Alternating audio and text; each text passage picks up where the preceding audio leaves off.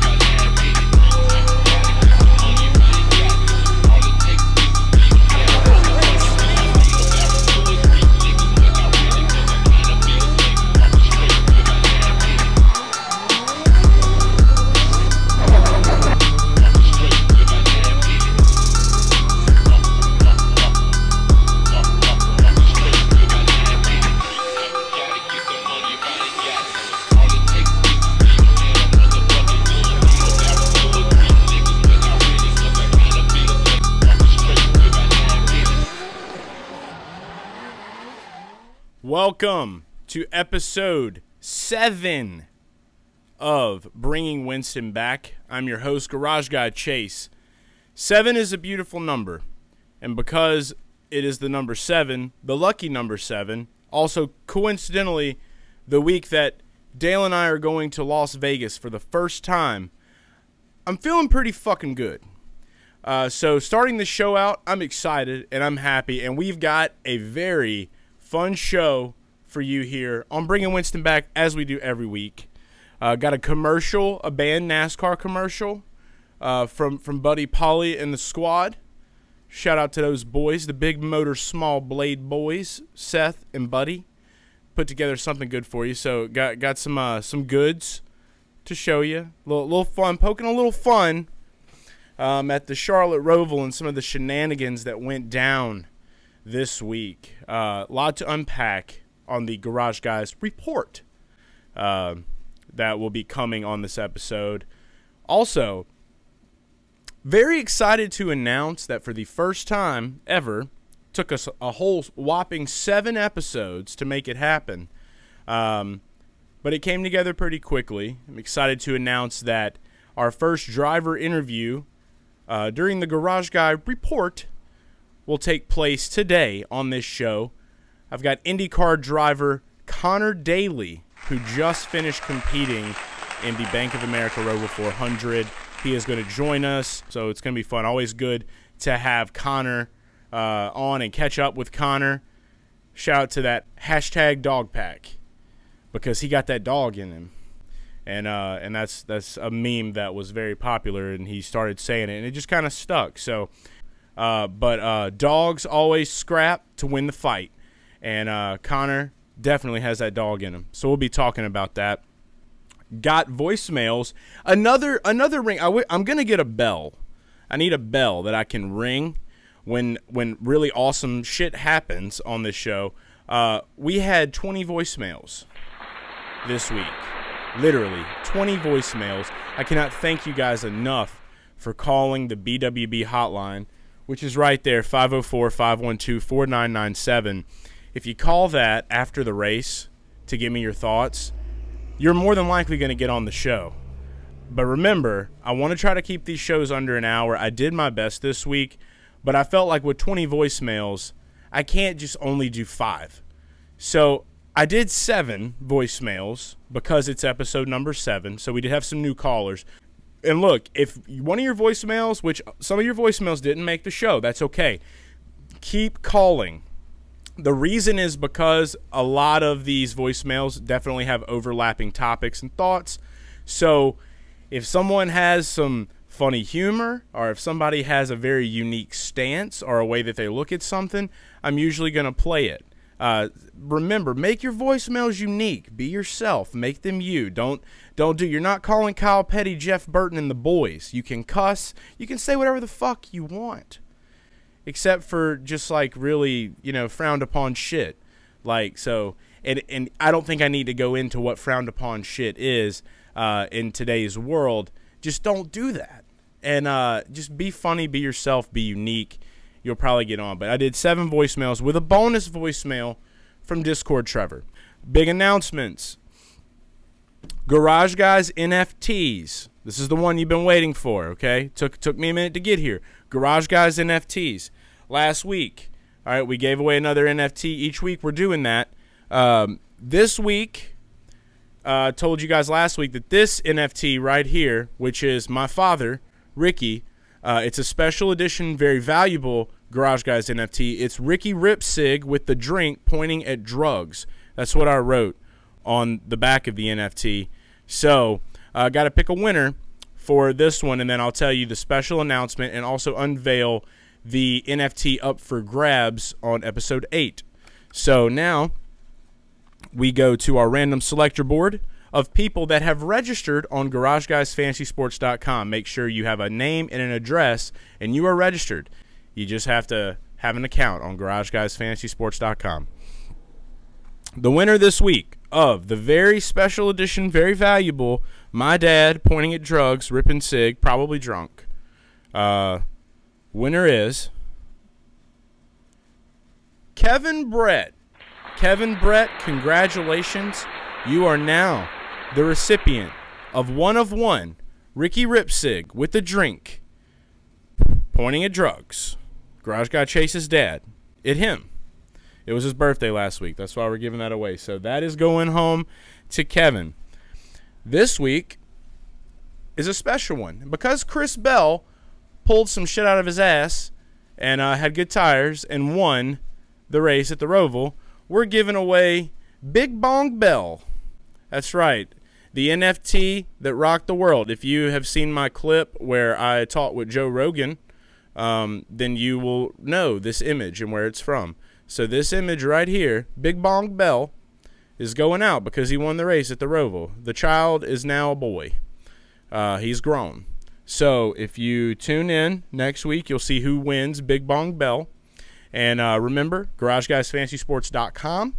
Make sure you're registered, have an account, and have your address attached, and you're entered to win. So Big Bong Bell up for grabs. The special announcement with Garage Guys NFTs is this. I've thought long and hard, and I have a lot of NFTs, a lot of one-of-ones. There's no multiples. I am going to put Garage Guys NFTs for sale on GarageGuysFantasySports.com. They will be $10. Overpriced? You can't put a price on a Garage Guys NFT, but I did. So I put $10. It's affordable, and it's an investment. You never know when it will go to the moon. Read the disclaimer. You never know when it will go to the moon. There's a lot of stonks out there. Garage Guys NFTs, good stonks. If I could put something on the big data race chart about Garage Guys NFTs, it would literally start like right here. It wouldn't have stages. It would just be stonks all the way up. So, yeah, $10. You can't pick or choose. I will just send you one. So again, I'll have that on the site where you can order a Garage Guys NFT. I'll have a picture of like a bunch of them. But there is no pick and choose. You get what you get. It's like a mystery pack. And also know that the $10 that you send is like an investment because it goes to Garage Guys. It goes to helping us do things, build things, buy things that you can buy. So that's how we're doing it. And that's what we're doing. So get excited. You can now buy a Garage Guy NFT without having to just wait to see if you won one. So there's that. Another big announcement. Hooters Racing. Okay. We're going to the race in Las Vegas. It's Chase's time. It's the last time Chase Elliott's running the retro owl car. The sexiest paint scheme out there in the universe right now is the Hooters car. We know it. The Hooters number 9 Chevy Camaro. A lot of people, especially with Hooters, and we've talked to a lot of the Hooters execs, they always ask about hero cards. Hero cards, hero cards. Where can we find Chase Elliott hero cards? Look no further because I've got them. Garage Guy Chase has Chase Elliott Hooters Racing hero cards right here. Literally, it's just a big piece of paper. It's a hero card. You can frame it. You can put it on your wall. You can show it to your friends. It's kind of its own like, you know, Hooters NFT in a way. If Hooters NFTs were like Garage Guys NFTs, it would be a Hooters NFT. So we have them, and we're going to be doing some giveaways this week. Also, right now, I'm going to give away 5 of these. So I have 5 Chase Elliott Hooters hero cards to give away. If you want to win them, all you have to do is like this video and comment hashtag Hooters is the best. That's it. Like the video, comment hashtag Hooters is the best, and you are entered to win. I will be replying via comment to the winners who have won the hero cards. I'll randomly select them. Probably put all of your YouTube names in a hat and pull them, and you'll get a comment, and then from there I'll need to either go to Twitter or Instagram or wherever I can contact you on social media to get your details to mail these out to you. So again, you want to win a Chase Elliott Hooters hero card. What do? You like this video and you comment hashtag Hooters is the best. That's it. Hashtag Hooters is the best, because it is the best. Promo code Garage Guys. Save $10 on any $30 or more order when you order off order.hooters.com or from the Hooters app. Valid at participating locations for delivery and carry-out orders only. And that was my fine print.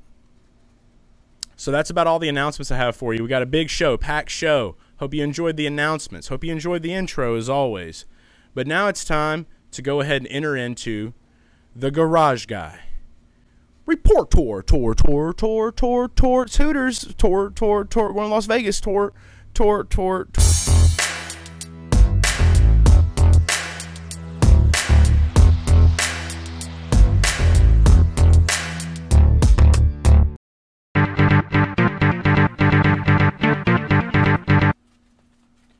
Welcome to the Garage Guys RePorT. I'm Garage Guy Chase, and you are now tuned in to the hottest motorsports news report show that has ever existed through time and space. It's episode 7 of BWB, which means it's episode 7 of the Garage Guys RePorT.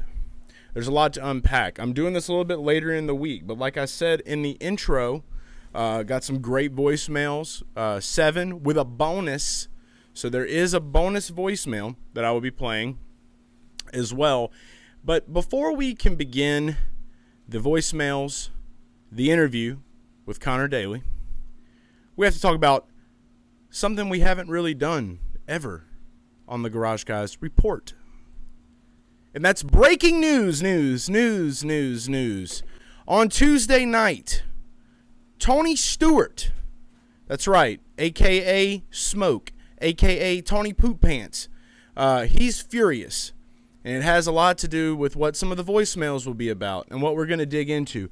But I think it's very important that we start this show out with a high-key tone.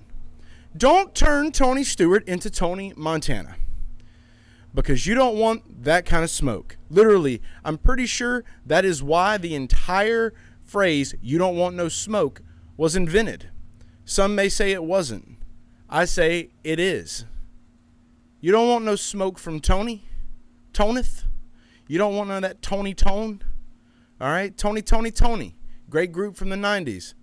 Tony Stewart, he's a great guy for entertainment purposes when he's angry. I want to go ahead and just pull up some tweets. So there has been a lot of chatter about this. But Tony himself, Tony Stewart, Tony Poop Pants. And I only bring that up just because of that one time he pooped his pants. I'm sure everyone's pooped their pants at some time in life. I basically gave him a recommendation on hobbies because he tweeted on Tuesday night, looking for a new weekend hobby. Something not Southeastern based. Very cryptic, Tony. If anyone has any ideas, something low drama. Cryptic, Tony. And relaxing, preferably. Very cryptic tweet from Tony. Tony tweets. So that came out. Everyone knew what he was trying to say. We got to work on Tony's crypticness. I would love to be hired by Tony Stewart to help him with his cryptic tweets. But it also came out that I think the Associated Press, as I saw that David Land tweeted about, had already taken care of it. David Land made a video of it on Twitter. That's David Land. Hey, David. Just so he's on YouTube. But Jeff Gluck tweeted out that Tony Stewart said this in the article that came out from Jenna Fryer. If it weren't for the fact that I've got a couple of appearances that I have to make, I would be in another NASCAR race. I wouldn't be in another NASCAR race the rest of the year. Wouldn't waste my time. Not cryptic Tony. Very blunt Tony. So NASCAR's got Tony's panties in a wad again. It's a tale as old as time. We've seen it with Eldora. Now we see it with the Cole Custer incident, with him being fined for allegedly holding up Austin Dillon so that Chase Briscoe could have a good position to get in the playoffs. I don't think that happened. And I'm going to go ahead and just talk about it right here because it really is kind of the trending story. Even though the real breaking news of the week is where the fuck did the sign come from that was on the track when they threw that last-minute caution that caused chaos for everyone. That's the real breaking story here. However, you have to understand how media works. We have to put another story out and blow it up 10 times bigger to distract you from the fact that there was just a random sign on the street, which one of our commercial sponsors this week can explain more about what happened after the Conor Daly interview. So stick around for that. But let's just be factual here. Thought a tire was going down. They looked into data. They're like, nah, this is fishy, this and that. There's a lot of double standards out there. Can't pull double standards on Tony. Can't pull tricks on Tony. Tony wrote the book on tricks. Okay? Don't be turning no tricks when Tony's around. That's all I'm saying. Tony sounds like a great pimp name. He's kind of a pimp. Tony Stewart is a pimp. I fully believe it. I feel like he listens to Jay-Z in his spare days. I don't see Tony being a country music guy whatsoever. He's definitely listening to Jay-Z. Big pimpin'. That's Tony Stewart. That's who he is. Okay? All right, I know all about big pimpin'. This man right here on my shirt, if it weren't for him, there would be no Jay-Z. This is the real king of New York right here. Shout out to Biggie Smalls. Rest in peace. Greatest rapper alive of all time when he was alive, and also greatest rapper in death. He is still my favorite rapper. So there's that. It was all a dream. But this was no dream for Tony. It was more of a nightmare. And he's just done. He's fed up. A lot of NASCAR fans fed up this week with a lot of things. And rightfully so. We still hold hope. And that's why you should listen to the Garage Guys NASCAR podcast with me and Dale Tanhart, where we really deep dive into how we feel about what happened on Sunday. For here, I'm going to give you some news stories, some voicemails, and an interview. And then you can decide for what you want. But when you're in your car, take some time to listen to the audio. It's good stuff. I'm a radio boy. I've been told I have a face for radio. Dale, too. Great mullet for radio. Yeah, I guess my final thoughts on that is what else is new? Tony Stewart's pissed off about something NASCAR did. Tale as old as time. Let's go ahead now and move to the voicemails, where we'll probably get to unpack a little bit more about the incident with Cole Custer that has now taken place of the incident, which should be reported on. Where the fuck did the sign come from? But we'll not talk about that anymore. We'll save that for the Garage Guys NASCAR podcast that you can listen to. So do that. Now I'm going to pull up these voicemails. I want to just say again, 20 voicemails is what we had. Thank you to everyone taking the time out of their day to call the BWB hotline. And if this is your first time watching this and you're like, hey, I want to call the BWB hotline, no worries. Here's the number, 504-512-4997. Best time to call is right after the race. Give me your thoughts. Any other day you call, I don't care what you say. Give me your opinions, facts, statistical data, big race data. Maybe you got some big race data you want to share with me so that I can compile that to put onto the whiteboard during races. You know, maybe you just want to tell me a story about something. It doesn't matter. The more unique and creative you are, the better chance you have to make it on the show. We have 7 voicemails that I have chosen to be played tonight. Some new callers, some old callers, and a special bonus voicemail that's very fast from Discord Trevor.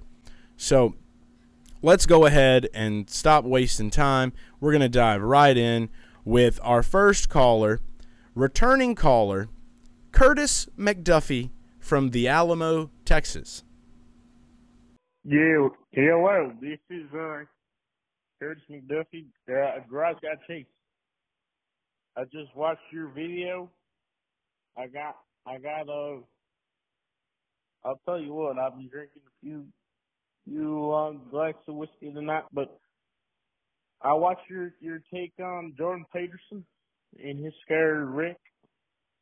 I'll tell you what, if I was him, I would have done the same damn thing. I would get out of that damn car is on fire. I'll try to put myself there. I'll try to stop, drop, and roll. I'll tell you what. Without other than that, you got to think of safety. Thank God. Thank Jesus Christ, our Lord and Savior. That's it.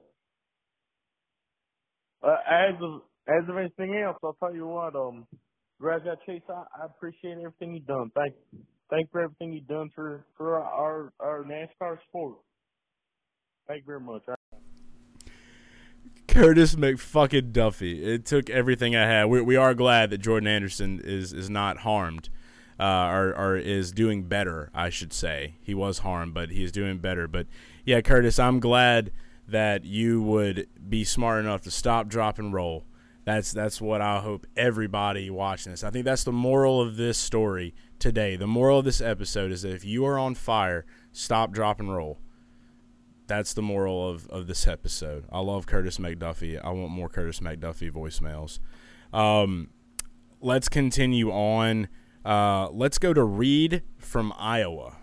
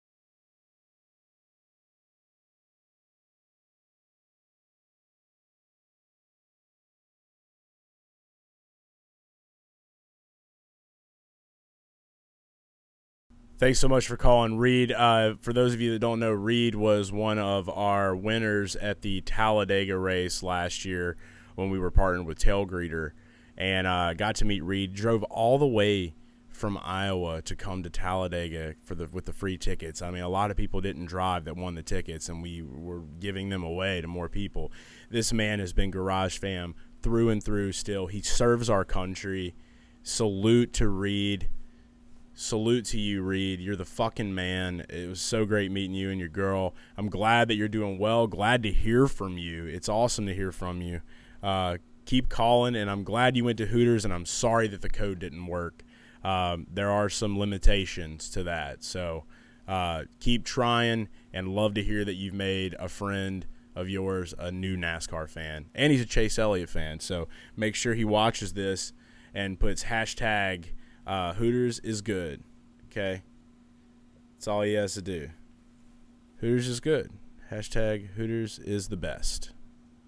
That's what it was. Hooters is the best. Hashtag Hooters is the best. You know, it really doesn't matter at this point. I said in the intro and the outro, Hooters is the best, but you can put hashtag Hooters is good. Maybe that'll be a special one, just for your friend. Your friend is the only one that says Hooters is good, and in that way, we'll be good to go. Reed, thanks so much for calling. Let's go to our next caller.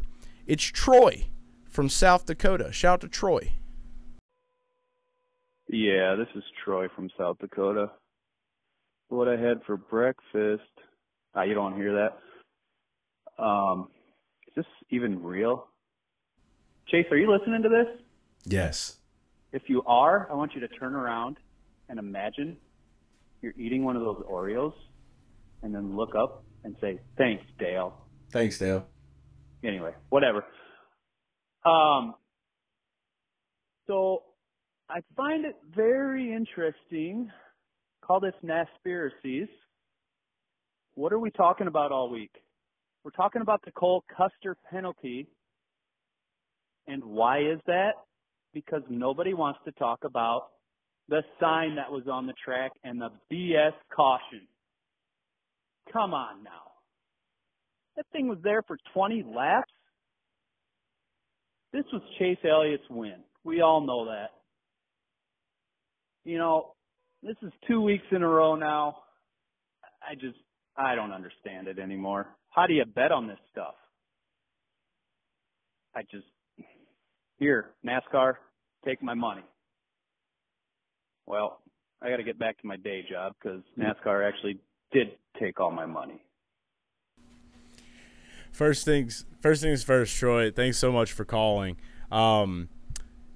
Vegas took your money. NASCAR didn't take your money. You got to get that part right. Everything else you said is right. I should have actually opened up the report with your voicemail because the same thoughts apply. It's like media shifting us off. They're getting us away from the real story here. Where's the sign coming from?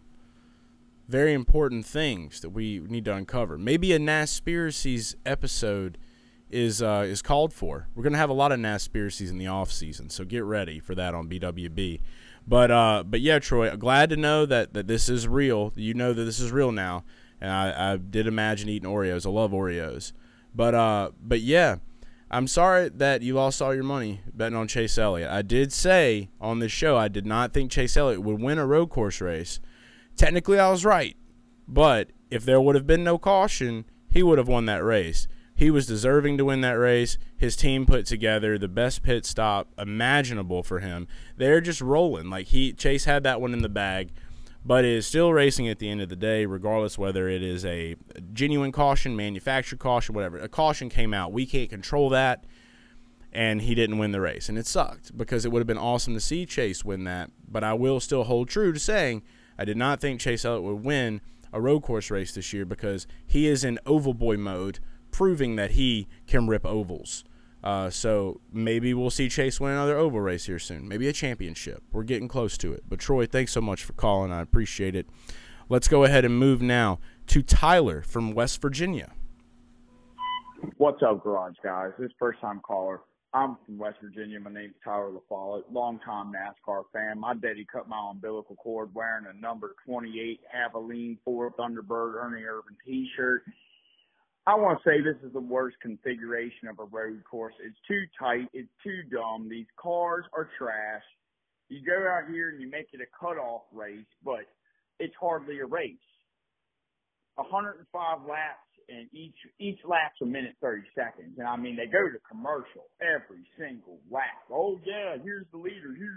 But it's going to come down to pit strategy. Let's see before the stage ends. Well, who's going to pit 4 laps, 3 laps? Well, A.J. Allmendinger, whatever caused him not to have the same fuel mileage as the other Chevy track, whatever team, bullshit. It's all about a ploy. I don't know how they managed to go without cautions, 46 laps without a real caution until somebody knocked one of those signs off the wall, whichever no-name runner that was. But Christopher Bell, yes, he did play the strategy right. His crew chief, all of them, they played the strategy right. He had no pace. It was when to get in. He had the tires. And, of course, it got played up to be a winning in, caution, overtime, blah, blah, blah. I was rooting A.J. Allmendinger all day. I wanted to see the sweep, and he's out there actually trying to run the pits out of these things. But I just think they're just putting too many road courses into the series. They're putting too many into the season. I can understand, say, Road America. I can understand the circuits of Americas. Those are real legitimate tracks. This is just some kind of infield parking lot, and I think it's a total wrong move. I want to see stock cars. I want to see it brought back. NASCAR has strayed too far away from God, and that is my thoughts. Thanks, Garage Guys. I hope you get me on that shit. You're on this shit. Tyler, thanks for calling, man. NASCAR has strayed too far from God. That is the quote of the week. Shout out to that shit. Yeah, everything you said there, Tyler, I mean, a lot of it makes sense. And I mean, it's there are some things that you got to understand. Like, road courses are good. I like road courses. I think that the Charlotte Roval is kind of a cool track. Maybe it's more to do with the car on the track, because I always feel like the Roval produces a great race. So I do like that. So I got to disagree with you there. But I will say that, yes, Christopher Bell, they played the strategy. Got him tires. That's what he needed. He needed tires. He didn't have tired tires. So that's good. But Tyler, I just really like your analysis and your energy that you have behind everything you had to say. That's why you're on the show, and I appreciate you calling. Keep calling back. That was Tyler from West Virginia. Thanks so much. So let's move to our next call from Matt in New Jersey. Hey, what's up? It's Matt from New Jersey. I want to talk about what happened with Cole Custer and the whole situation right now, going with the whole debacle with the call for, like claiming that was a flat tire and, ultimately leading to the indefinite suspension of the crew chief. Now, at least be more original than saying like, oh, I've got a flat tire going down. At least say something to the effect of being more original, for like saying like, oh, we have a fuel pickup issue, or, we're misfiring and therefore we're going to be, off the cylinder. We've heard of the old flat tire scenario before, but at least, maybe something else would have helped to fix hiding with having the issue to help, the teaming. But at the same time, like, at least be more original. That's all I'm saying. Matt, what you just said, I'm not about to like go into like the, Billy Madison, what you just said was the dumbest thing I've ever heard, because it wasn't dumb. But what you showed me, Matt, is that if anybody needs someone to teach them how to cut some corners, how to skim on by, it's Matt from New Jersey. Matt knows what it takes to survive in this cold world that we live in. All right? Matt knows that you can't just say anything and get away with it. Matt, right here, Matt's a guy that knows how to get what he wants. And everything that he was breaking down, the fact that he said you need to be more original, he's trying to teach him something. Now, I'm never saying that, purposely cheating is okay, because it's not. Cheaters never win. That's what they taught you in when you were like 5 and you were playing t-ball. The cheaters never win. But I'm 30 years old now, and I've seen some cheaters win. I'm just going to say it straight up. We've all seen cheaters win in this sport. Jimmy Johnson, Chad Knaus. Shit happens, okay? I don't want to dive too much deeper into it all, because it's just going to be the talk of the town. It's been the talk of the town. Tony's mad, okay? But the thing is what Matt said right there. They could have been like, hey, like, somebody could have coughed, and it could have startled Cole, and it made him break, Shit happens. I don't know. A seagull. He could have been really hot in the car. Thought he saw a seagull, and he wanted to break. He didn't want to hit an animal flying, even though we're fucking far as fuck away from the sea. Who knows? Get creative. Be original, like Matt said. Thanks for calling, Matt. I appreciate it. Another second time or third time caller maybe now. Probably second time. Brady from Mississippi. What's up, Garage Guys? Chase. This is Brady calling from Mississippi. I just got done watching the Roval. What a snooze fest. This track just needs to be deleted, honestly.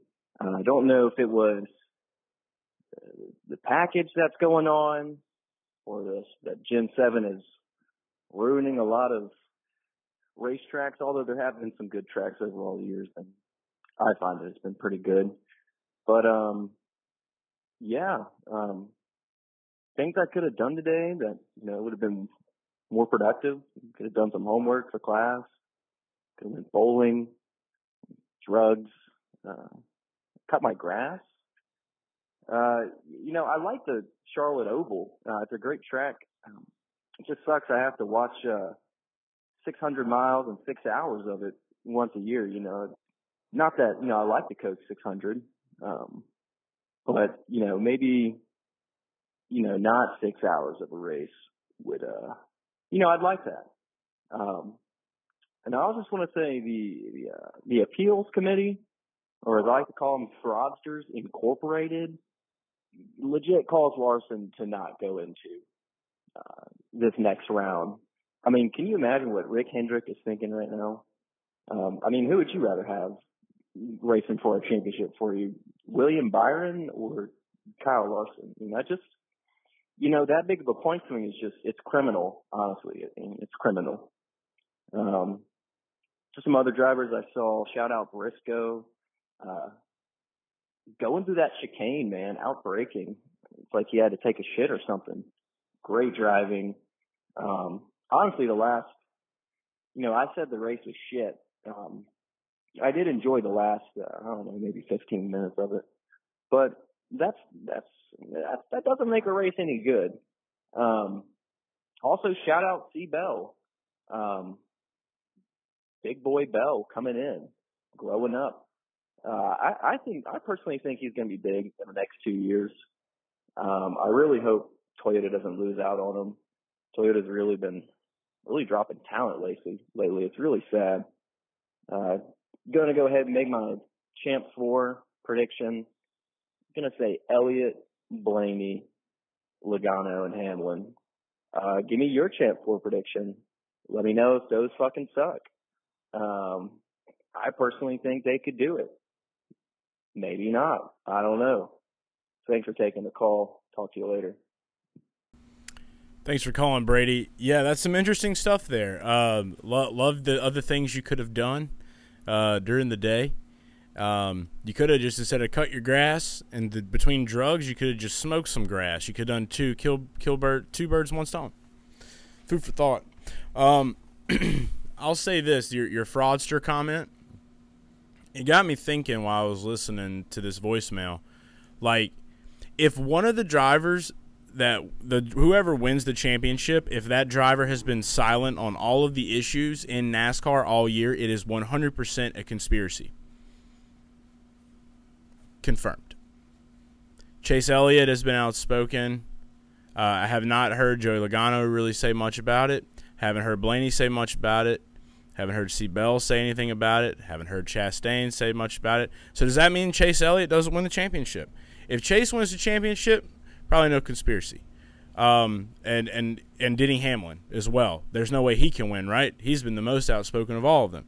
So that is a big thing that's got my head turning now.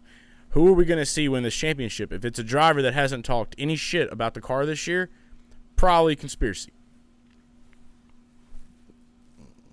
I love a good conspiracy theory. They're fun. They're fun to interact and read around. Doesn't always mean they're true, but they can be fun. Anyway, Brady, thanks so much for calling. And one more thing. We all know people want more ovals. Road courses are okay. Give the oval a break. I think with a little bit of improvements, maybe the car could do better. And then another thing, too, is that if everybody is so offended or upset that the Roval is a part of the playoffs, then maybe we need to look at going to an actual road course race for the playoffs. Road courses, statistically, are not as exciting probably as ovals. It's just a pure form of racing. So there is that, too. So I just have to mention that. Road courses serve a purpose. Rovals serve a purpose. So don't give us such a hard time. Now to our bonus voicemail from Discord Trevor. It's very short and sweet. Let's hear what he had to say.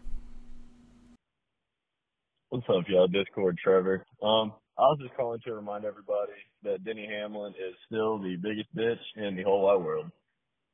Have a great day. Short and sweet. Discord Trevor. Just wanted to send out a reminder to everyone. Big Logano fan.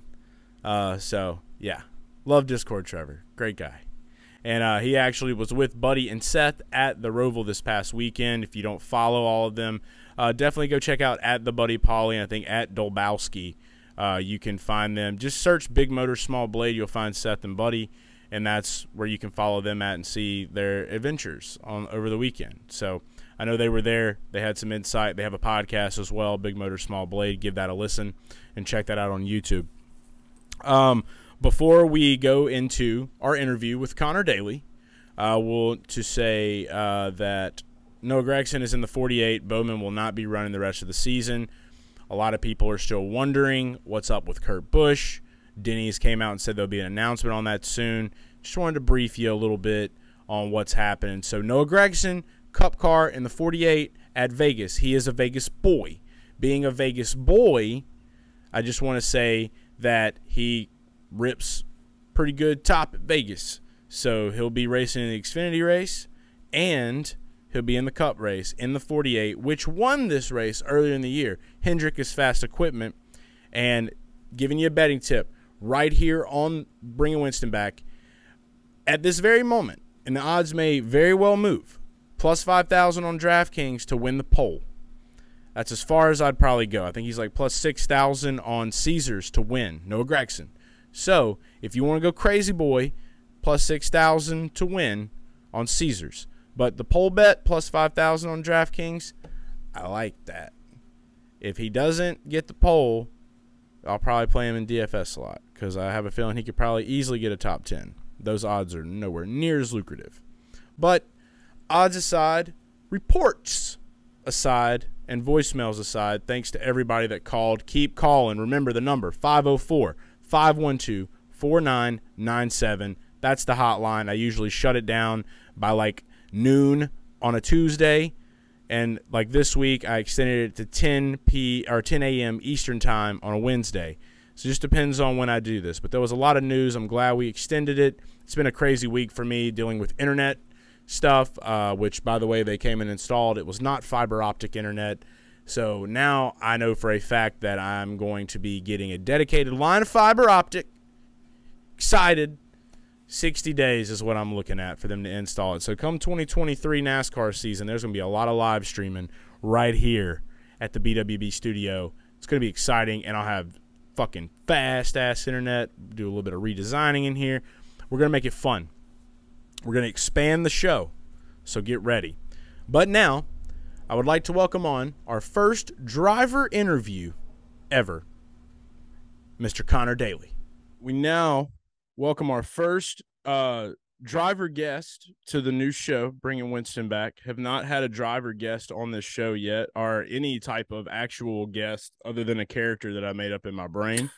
So, Conor Daly, Ed Carpenter Racing for IndyCar, the man himself, the leader of the dog pack, as we like to say these days. Like, that meme has literally like turned into like an actual like a movement now, I think, with the with everything going on. How was the weekend? You're coming off your first NASCAR Cup Series debut. Yeah, man, honestly, it was about as smooth as sandpaper. It was a tough weekend for us in the 50 camp. The boys deserve a lot of beers after the weekend. They were working on a lot. But yeah, we made it to the end, got to see all the craziness at the end of the race, which, I'm sure was interesting for you, which, as I know you're a betting man, I'm sure that those things threw some wrenches into the activity center. We forgive you. But yeah, no, it was fun to be a part of, fun to be, with a lot of the guys that I've watched for years, being a part of the racing fan community, which I am a race fan. Yeah, I mean, love NASCAR. I mean, it's an incredible, the event is just outstanding. I mean, being there, the driver intros, the whole 1943 or whatever they call it, the pre-race shindiggery. It was just fantastic. I love to hear it. Yeah, and you were racing with the money team as well. I had to ask, did you get to meet Floyd Mayweather? So we did not get to shake hands, but we did get to FaceTime before the race. I was there at the car, and One of his guys, Brent, one of his business guys, brought up the phone, and there was Floyd on the phone. And again, it's very loud on the grid, so I'm not entirely sure what he was saying for most of it, but I did hear a few great words as a part of it, and I appreciated getting to interact with Floyd. Obviously, he's one of the coolest people I think out there, most incredibly dominant athletes, in his sport. And it was just cool. I was like, I'm Floyd Mayweather. I bought your T-shirts for my brothers for Christmas, so it was pretty cool to be able to do that. Yeah, put on one of like the most I guess financially lucrative fights of all time with Conor McGregor and himself, and a ton of other ones too. I mean, you don't, it's not every day you get to just, like FaceTime with a guy that like sits with like millions of dollars as a table. It covers an entire table and it's just there, and he just does it to do it. I feel like he has a TikTok house, like Floyd Mayweather's TikTok house. We live very different lifestyles. However, I do think that we would be friends. I think that we would get along. I don't have any parts of my furniture made out of cash. I shopped at IKEA. I only bought things from IKEA. So, at some point though, I would love to have a plane. I would love to own several different establishments like he owns, and do things that he does. So he lives a heroic lifestyle, a lifestyle that I wish that I could be a part of. And you know what? Maybe now is when we start. So who knows? That's it. It's the beginning of a new age with the money team. I'm not gonna lie, the car looked great. I mean, obviously, BitNile being one of like, your number one sponsor, the number 20, the Chevy Delara. I like saying it. It's a good word, Delara. So yeah, that whole entire squad with you, like we've got to interact some, and like just for anybody that doesn't know, like Conor and I really, I don't think we haven't really known each other very long. We've known each other like this year is when we really started interacting. And I think it just took off like a rocket ship. Like it did not take long for us to feel like we were just, boys had been chilling for a long time. But this is an exciting movement, especially now with how you have the double header in Indianapolis with the road course. The Indy double has always been just like a majestic thing. You got like Kurt Busch, Tony Stewart. And then back in the day, I want to say I feel like an idiot right now. I'm a little newer in the IndyCar world, so I probably shouldn't feel like an idiot. But there was an IndyCar driver, famously, he drove in the Coke 600. I think there's only been one other IndyCar driver that's done it. I think Robbie Gordon did it as well. Yeah, and Robbie Gordon too. Did it as well. Okay, so you have two guys. So it's like a 2 and a 2 right now, I feel like. So we're waiting on that fifth guy. The car is the number 50. There's a 5 in the number. Signs are pointing. Numbers are coming together. It would be an amazing thing to see. And I know you just kind of started up with this, but I think the main question here is, you've driven the Truck Series, and now for you to get into this Cup car, the Cup car has just been the talk of the town in NASCAR this year. What are some of the takeaways that like you got from just like your normal style of racing in IndyCar to this car, like the challenges you overcame? Like, what are the main differences other than the fact that one is open wheel and goes probably a lot faster? Well, I mean, you're not wrong. It does. We do go a lot faster. But did you feel like you were on the highway at any point? No, you know what's interesting is that, and I think a lot of the Cup guys would agree right now. I talked to Kyle Larson a lot before the race. It's tough to pass now. I think the aerodynamic side of this new Cup car, I was very surprised at how boring the race was. I didn't see the race yet on the television, but from what I've heard and from seeing Jeff Gluck's polls about the race of how people thought about it, they thought it sucked. And oddly enough, I hate to be a part of the first race that everyone thought sucked. But I was having a great time, but realistically, I did expect to see more side-by-side activity, more close racing. But with how the aerodynamics work and with how, the tires, were, because again, tires were very powerful. Like new tires were quite good. I was able to come out a couple times out of the pits and run with some quick guys who were on a little bit older tires. but realistically, it wasn't drastic drop off. So if people were dropping off at the same time, kind of everyone was dropping off at the same time. So that was kind of similar in IndyCar. I think a lot of our IndyCar races right now, it is tougher to pass sometimes. Like there is a lot of overtaking, but people also sort of assume that there will be less overtaking than you would assume in a NASCAR race. Right now, I think it's kind of, well, you expect in NASCAR, everyone's passing each other, moving each other out of the way at all the times. And I think that was different, but also similar to what I'm used to. So there were no yellows, which is crazy. And again, until the end. Exactly. But that was what I'm used to, right? Like we don't have a lot of yellows, full course yellows sometimes on the road courses for us in IndyCar. So I was used to that, but I was like, well, when are we going to have that phantom debris caution? Or when are we going to have someone that just takes someone out? You know what I mean? And apparently that last yellow that did come out, I guess, was for a sign that was falling on the track or something like that. Yeah. So we actually, there's some commercials on this episode, a guy that advertises for those signs. Not the real one, but maybe, who knows? We leave this universe of BWB open to interpretation.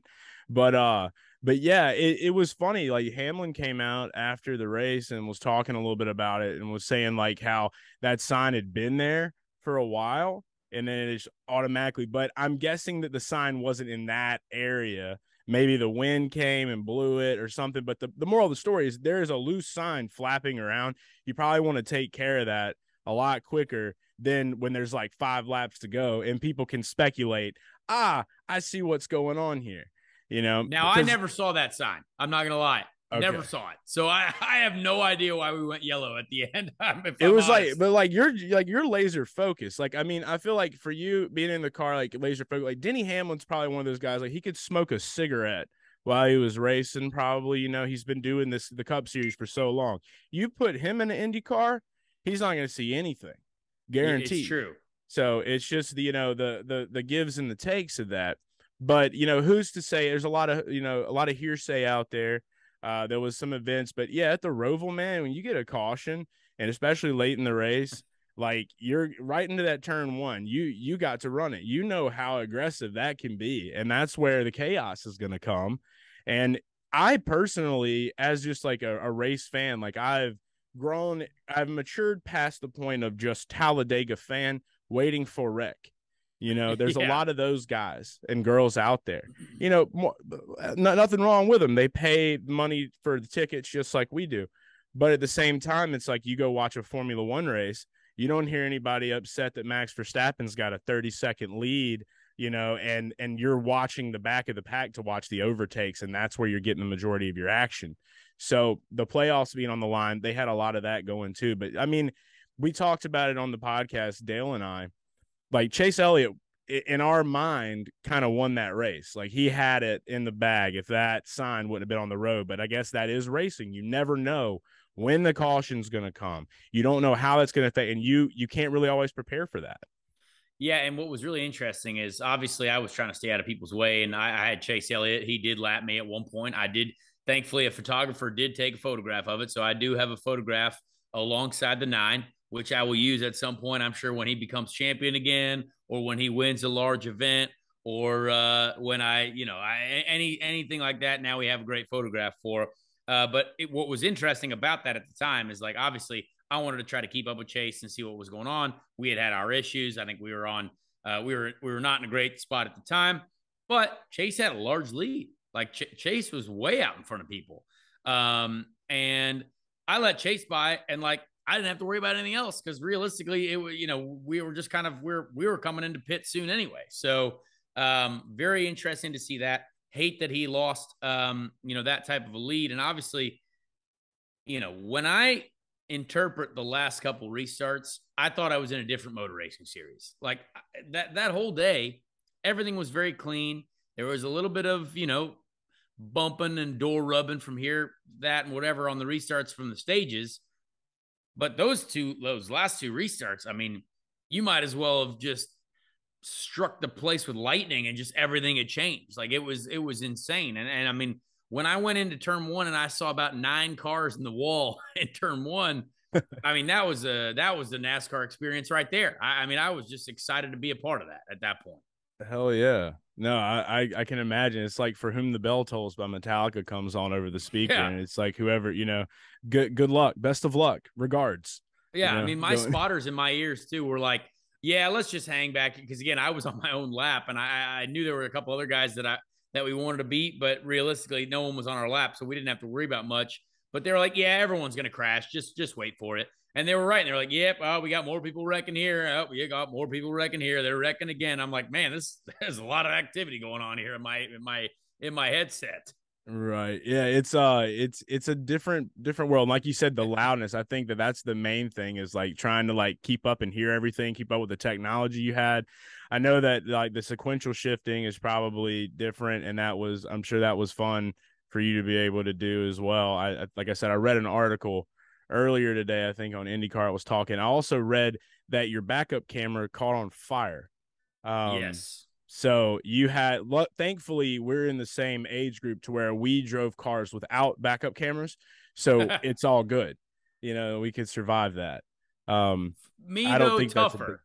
That's a big deal. There's a lot going on in the back of that Cup car, a lot of hoses, a lot of hosiery back there. And you can't see anything. So there is a rear view mirror, like an actual old school mirror, but you can't see anything out of it. So that rear view camera is a godsend. I mean, I loved having that rear view camera, and it was interesting. One of the Chase Briscoe had told me before the race weekend to maybe move it to the left side of the car, because if you're looking left into the apex of the corner, you see, boom, rear view camera right there as well. And so a lot of the drivers have it placed in different places, but I just had it in the center console or the center of the car, kind of below where the rear view mirror is. And again, extremely useful, especially if you're racing, especially if you're seeing what's going on.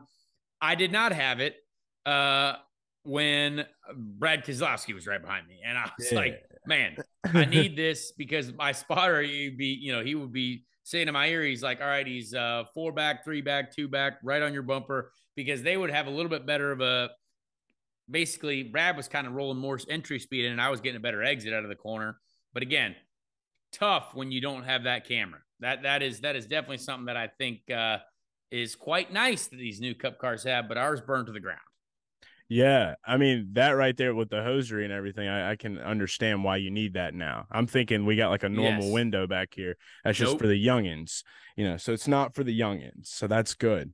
I guess we're still youngins. We're not old until like 90, right? Yeah. Yeah, exactly. 90. That's a good age to be old. You guys got big corporate deals with Hooters. We're all just kids now at this point. You know what I mean? I got the fanny pack, which I respect. Here. Yeah. Hey, great food, incredible environment. The shrimp po' boy is the best. I've been eating a lot of that, and I know you guys have a great Hooters in Indianapolis, and you're going there. So I actually judged. I did judge the Hooters bikini contest one time at that Hooters. So I don't know what was going on there. I think it was a contest. I also don't know what was going on, but it was a very wonderful environment, and I enjoyed being a part of it. That puts you in a category right there with like Joey Chestnut now, because he was a judge as well. So you're like Joey Chestnut, good friend of mine. Yeah, he lives just up the road from me. I like Joey Chestnut a lot. So many people in Indianapolis. Like, it really is a hard job, because like I know eventually, like me and my wife, like, we're gonna have to move, and it's just like, do we go to North Carolina or do we go to Indianapolis? And that's been the tough call, because I love both places equally as much, and I think I have a lot more fun. Or I've had a lot more fun in the past in Indianapolis. So I mean, it's not a bad spot, and honestly, respectable living costs here as well. Which is, you got at your family, man. Obviously, you gotta figure out, hey, do I bring my lady to a place where we can get a lot for our money? I don't know. How do we look at that? It's very important in this economy. Hopefully the bubble will pop soon. The prices might go down a little bit. Hedge funds will have to eat it, maybe. I don't know. No 08s. We don't want no 08s. Exactly. And I want to buy a house eventually at some point too. I'm doing condo life. I do own my condo. I'd like to sell it before that bubble pops, but I also a nice little brick house. Yeah, exactly. Little brick house and Speedway. We'll be neighbors. We'll No, call Joey. I don't think I'm going Speedway, but we'll see. You probably, spend too much time. Just build a house on the golf course in the track. That's the way. Speaking of, the future. Yes, that is. We got golfing to do. I have not got to golf there, which is, by the way, a beautiful golf course. I need to go hit that. Absolutely incredible place out there. I would love to play golf this week. I'm trying to get out there now. This is the first time really all year where like I don't really have anything else in front of me. Like we got some IndyCar sim days next Friday and the following Monday. But other than that, I mean, we're kind of on full off-season mode now. And it's time to maybe have a couple cocktails, maybe get out there on the golf course, have a nice little relaxing time swinging some clubs. Yeah, maybe come to Las Vegas this weekend. Who knows? No, absolutely not. Why? I am staying away from Las Vegas. I was there for a bachelor party not too long ago, and the city took all the money that I had on me at the time. And so I need to recuperate my losses and maybe, continue to bet on football on my phone and maybe win that and get back and then take Vegas by storm. I like that. Don't bet on the Colts though. No, absolutely not. Don't bet on the Colts. Would never do that. Whatever you do. Yeah. But hammer the unders. Always take the under. 100%. A lot of unders right now are slapping. Yeah, Aaron Brooks Saints days are happening with you guys right now. Yeah. It was rough times in the neighborhood down here in Nolans. But I will say we're going to be going to Vegas. It's my first time going to Vegas this weekend. I'm going to make sure that I keep my reserve funds away where I cannot access them, so no wild hairs spread. But with the NASCAR race this week, I mean, who's somebody you're looking at that you think could get it done at this track? Just before we go, Conor's choices. I mean, sadly, Kurt Busch's on the sideline. Kurt Busch always good at Vegas, right? Like he's a local guy, Vegas boy. He's a Vegas boy. But for some reason, I see Denny Hamlin being very good. I think for some reason, I don't think he was enjoying his Roval experience. It didn't look. I mean, never does. At one point after the first stage, when I saw the FedEx car, I could actually see it. I was like, oh, he's having a tough day. You know what I mean? Because I'm having a tough day. But I don't know, man. You have to think Chase Elliott's probably going to win by a mile. You have to think Denny Hamlin could be good. You have to think the Hendrick cars are going to be fast. It's tough to say. I would love to see someone out of left field win, but I don't think that's happening now this deep into the season. I mean, what do your numbers tell you? Well, I mean, what we've seen is that it's a good time to bet on drivers not in the playoffs. So we've seen that because we've only had, I believe, one or two now because you have Chris Bell and Chase Elliott. So C's are a big thing. Your name starts with C. My name starts with C. There's a couple C's that I have in mind. The two C's that I'm looking at, one, Chase Elliott in the Hooters car, of course. Yeah. Oh, strong. Yeah. We're going to be there for that. Another C is Chastain. Yes. So Ross, they've been kind of having bad luck. I feel like people might be a little sleepy on Ross. So I think that this might be a good week for the Chastain to come out, as long as Denny and him keep a safe distance, because Denny has that list he talks about. And if he acts upon the list, we'll see. That's up for debate. You can talk the talk. We're going to find out if he can drive the walk. Exactly. Because you can't. And I would not have thought. And the funny thing is, you mentioned Christopher Bell. I did not expect him to win the Roval. I to be honest, when I asked on the radio coming into the pits, I said, "Who won?" They said Christopher Bell. I said, "Wow, all right." Like again, you don't expect him to be a road course guy, right? Yeah. But again, now everyone in the Cup Series is good, so it's hard to kind of. I always like. I mean, you always expect Allmendinger to win on road courses, which again, he did was well. Very close to doing. Yeah, very very close to doing. But yeah, Christopher Bell. I mean, did you guys have Christopher Bell winning? No, nobody. Yeah, exactly. Because everyone was on Chase. I love Chase to death, but I have been able to bet on him for like two of his oval wins now this year. So Talladega and Atlanta, I had Chase. But I even told Chase myself this. I was like, I don't think you're going to win a road course race this year. and he didn't want to hear it. But I mean, and I told everybody else too. I was like, I'm just not betting on you a road course. It was like, you've already had 2 road courses where like just shit just went out of your control and then someone else won. I was like, so I'm just going to say that this is the year where you reclaim oval status. And that's what he has done. So now we go to Vegas. He could try to get it done, but he's still a road king and he knows it. I mean, we saw it. I mean, the pit strategy, the team, you got to have everything working together just right to be able to get that kind of a lead at the Roval. So to say that he's not in a championship contention or that he is not, you know, he's not good on road courses anymore is very far-fetched. He is still the man with the plan when it comes to it. And there's a couple of guys that are kind of tying it together a little bit too. I mean, here's my underdog pick. Let's go. For Las Vegas. If you like how this maybe plays out, if I don't know if this is actually even going to happen yet, but if Noah is in that 48 car again, if Noah's in that 48 car again, how do we not take Noah, Vegas boy, at Vegas in the 48 car, which is a very good car?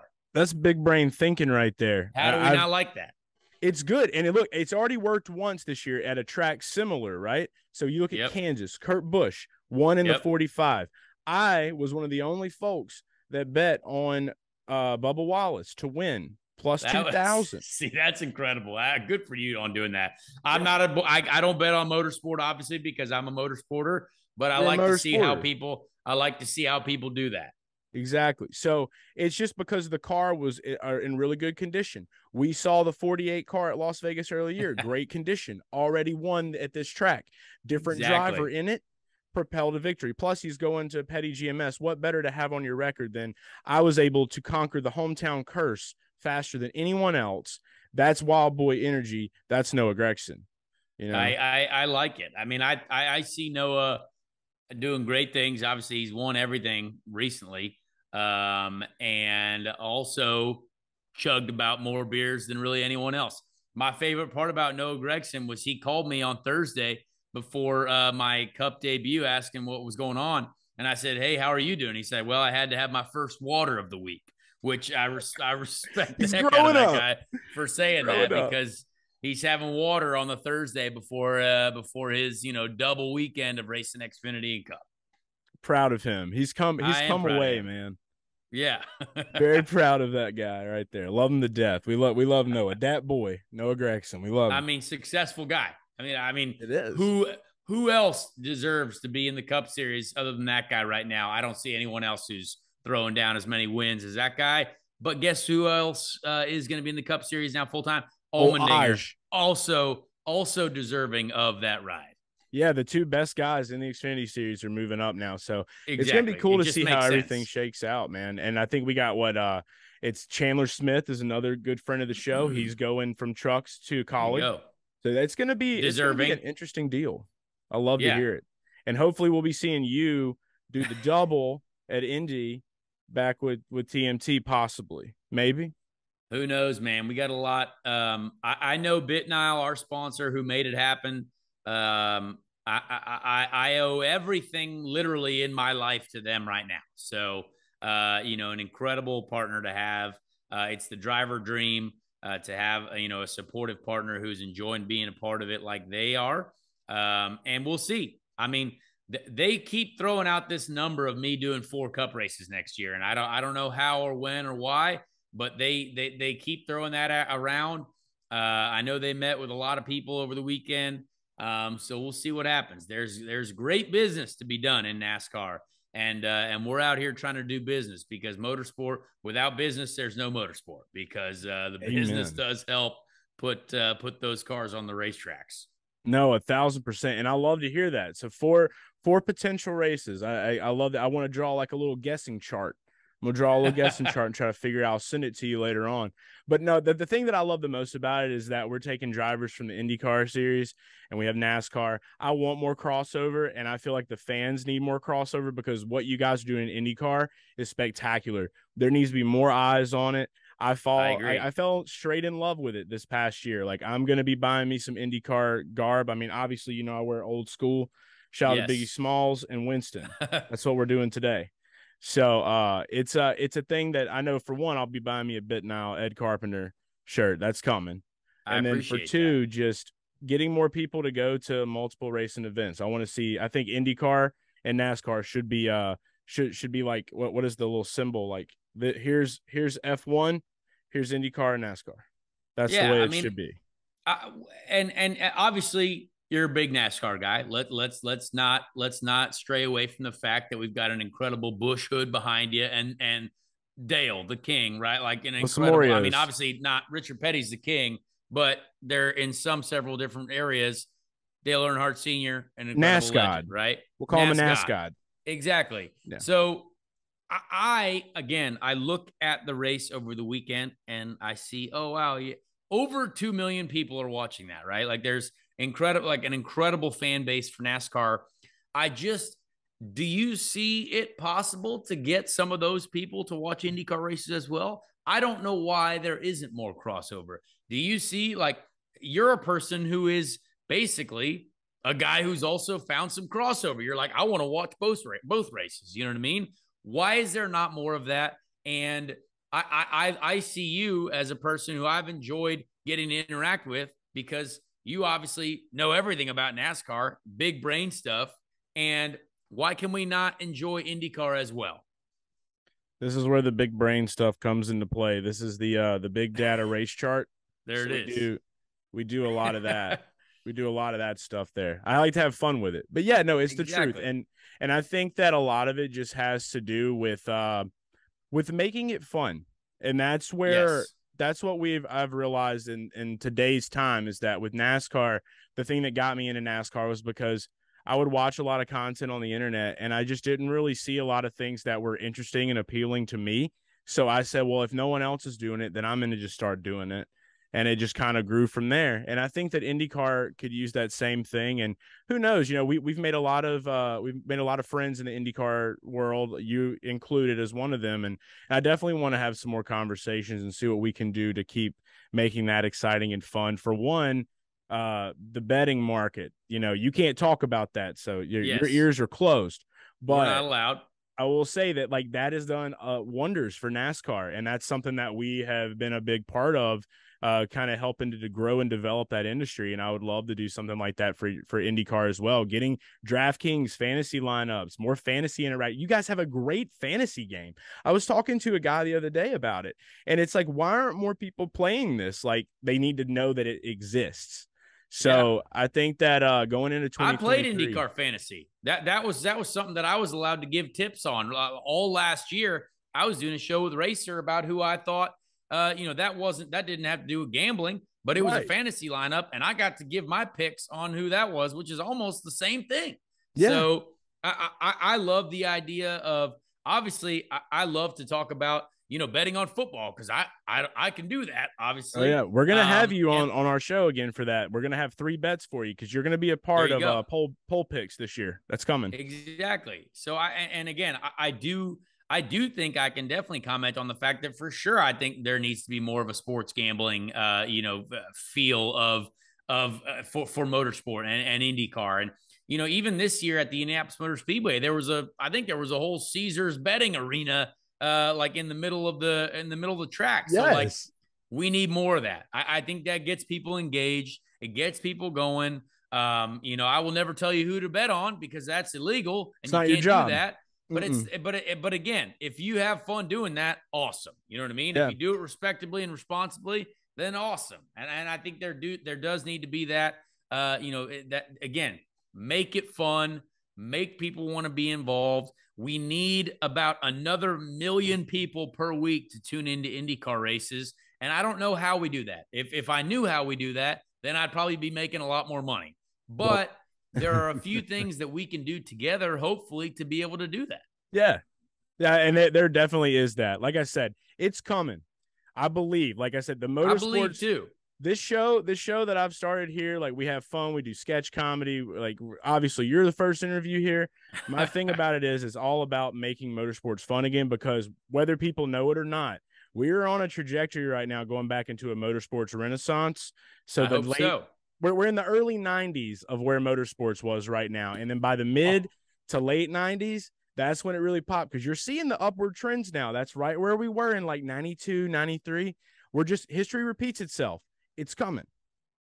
I hope so. I mean, IndyCar ratings were up over this entire year, right? There are a few places where, again, yikes, but like there's also, I mean, the Indy 500, still the greatest race in the world. The king still of the biggest racing. event in the world. It's still the greatest. It doesn't matter if you love NASCAR and you're a diehard NASCAR fan. I'm sorry, but ask anyone in NASCAR, Indy 500 is still the biggest race in the world. It just is. But we can all respect each other's big races, right? Like, I would love to do the Daytona 500. You know what I mean? That's one thing that I want to do in my life. Could be a race that you could do. Could be a next year thing. Who knows? Maybe we try to do that somehow. I don't think I'd be allowed to do it. I think they'd have to put me in the ARCA race or something first, but who knows? We'll see what happens. We'll get that super speedway license. We'll be ready to roll. Exactly. Yeah. Well, I love it, dude. No, this is good talks, and we're going to continue having these conversations. Want to know what you guys think as well that are tuning in. But Conor, dude, thanks so much for being on the show, for coming to talk a little bit about your weekend, talking about, you know, the future and how we're going to start interwebbing, and we're going to make this the motorsports renaissance that we know that it can be. Conor has a great podcast as well with Joey Molinaro that you can check out on Dirty Mo Media. It's a Speed. Yes. Is it Speed Street? Speed Street, yes. We love to do that. We love to bring people together on that podcast. I've enjoyed, you know, interacting with people. There's been people at the NASCAR race over the weekend that said they listened to the podcast and it's helped them get into IndyCar. And if that's what it takes, that's what it takes. You know what I mean? Let's get everyone to appreciate motor racing. We like fast cars, we like loud engines, and we like cool stuff that happens on racetracks. Why can't we just watch everything? That's it. And we will. And it's coming. We're going to keep making it fun, baby. We're keeping making it fun. Where can everybody follow you at on social media? I'm pretty much at Conor Daly 22 on everything, on the Instagrams, on the Twitters, on the Twitch. Big Twitch streamer in the off season. We're going to get on there and play motorsport racing games. Like you were telling me earlier, you were playing NASCAR Thunder 2002, one of the greatest games of all time. One of my favorite games that I ever played growing up as a human being. Love it. We love it. Well, hell yeah. And Speed Street Pod. Follow us there. Listen, download it. You can find it on all your podcast things. Listen to it, and it's going to be a great time. That's it. All right. Well, thanks again, and we will see you soon. This has been Conor Daly on Bringing Winston Back. And now for a commercial. Do you have a failing business? Do you need cheap, efficient marketing? Do I have a deal for you? Presenting Sam's Albuquerque signs, billboards, banners, and other shit. They're probably asking, what makes Sam's Albuquerque signs, banners, billboards, and other shit different from all your other signs, billboards, banners, and other shit needs? Well, I'll tell you. A normal signs, billboards, banners, and other shit, you stick them bitches in the ground, they stay there forever. Who the fuck wants that? Definitely not you, you're failing business. That's why Sam's Albuquerque signs, billboards, banners, and other shit coats our signs with chupacabra semen. Makes it super non-adhesive. Means it won't stick to shit. Duct tape? Hell no. School glue? Definitely not. Shit's so slick, water don't even stick to it. Why is this important? Well, Sam's Albuquerque likes to use a little thing I call mobile marketing.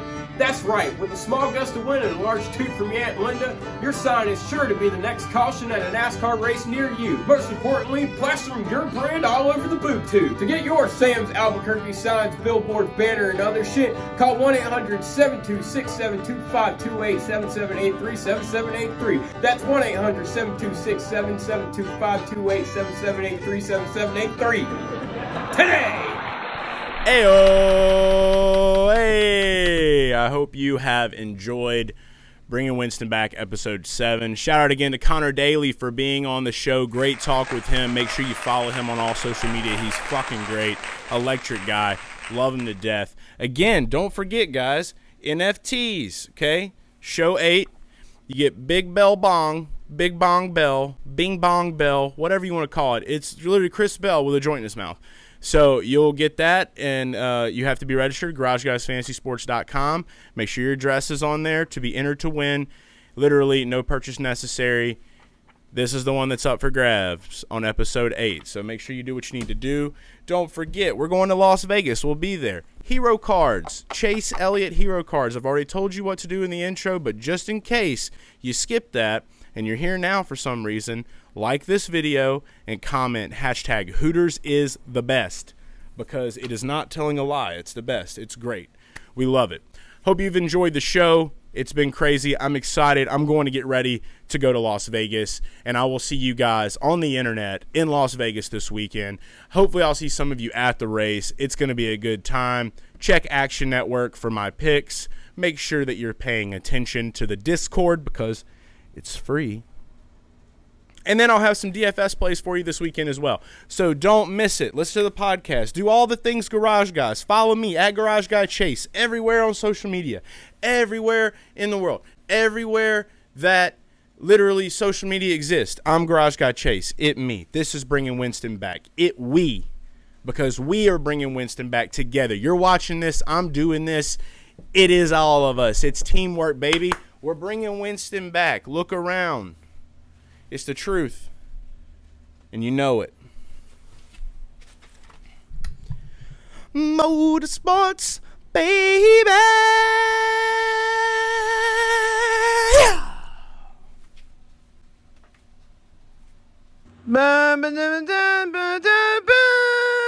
It we.